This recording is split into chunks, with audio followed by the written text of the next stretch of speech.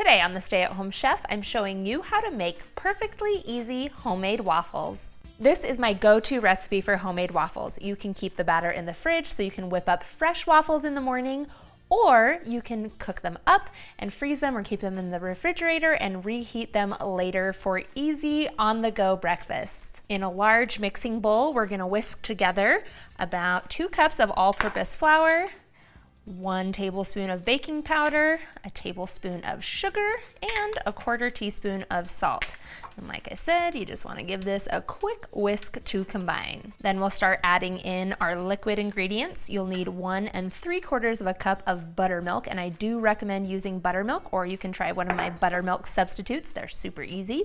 You'll need 2 large eggs, 1/2 teaspoon of vanilla extract, and then last of all, 1/2 cup of melted butter. Then you'll whisk this together until everything is combined. You should end up with a batter that's thick but still spreadable. You can store this batter in an airtight container in the fridge for about 3 to 5 days. Just give it a little stir before you use it. Next, preheat your waffle iron. Today I'm using a Belgian waffle maker, but you can use any shape of waffle maker. How much batter you use will depend on the shape of your waffle iron, and so for a traditional Belgian style waffle maker, you use about 1/2 cup of batter. We'll get this cooking. The first waffle is always kind of a test run, so you can figure out how much batter you need. You want to start out with less though, because you don't want the batter squishing out the sides of your waffle iron. See all this steam coming out of the waffle maker? This is a good indicator that the waffle is still cooking.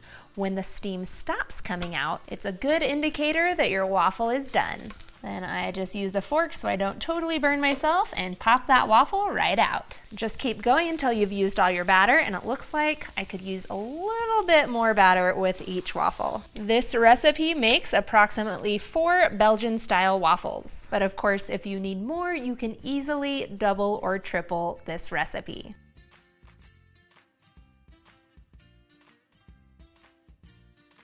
Thanks for watching. You can find the full written recipe in the video description. Be sure to subscribe, like, and follow, and check out the rest of my videos where you can find hundreds of restaurant quality recipes you can easily make at home.